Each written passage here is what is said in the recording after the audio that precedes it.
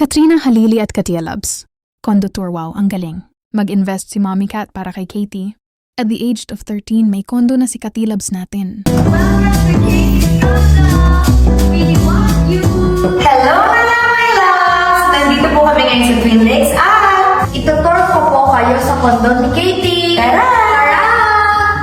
Pasok, pasok. Mukhang may tao dito sa bahay. Parang may nakapasok. Oo nga. Nakakulong siya, hindi daw siya makalabas.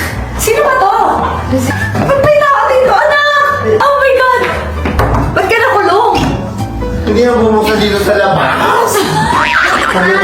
Papa, pwede kayo po umupo, tapos nood ng TV, pati pwede din humiga, pagpagod, at saka pwede kape dito.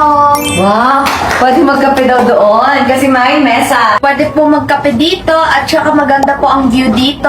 Yes, maganda yung view pero under construction pa yung mga ibang buildings dito sa ngayon. For now, yes po. Let's go! Let's go. Ang lapot po ng bed. Pwede kayo maghiga dito mga my loves. Mga my loves, pagod na po ako. Ikot-ikot na muna po kayo.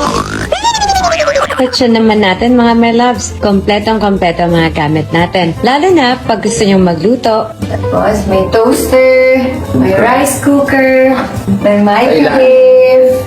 So ayan, meron din dito. Nandito na po yung mga utensils sa cabinet. Meron din dito, nandito po yung mga plates. Kompleto na dito mga my loves. Okay, ano pa ba? May ref. So kung may food kayo, ayan. Ito po yung table. Since maliit lang naman yung condo, maliit lang din yung table. So pwede kang kumain dito. Tour po kayo ng amenities. Yes! Amenities. Amenities. Amenities.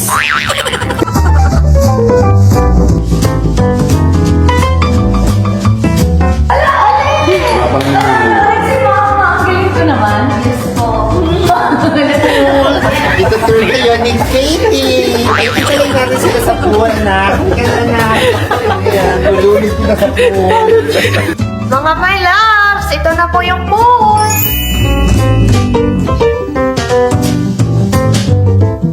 Kaya saktong-sakto to sa inyong mga couple o sa mga gusto lang mag-unwind dito sa Tagaytay. Sobrang lapit pa nito sa mga pasyalan kagaya ng Sky Ranch at iba pa. Kaya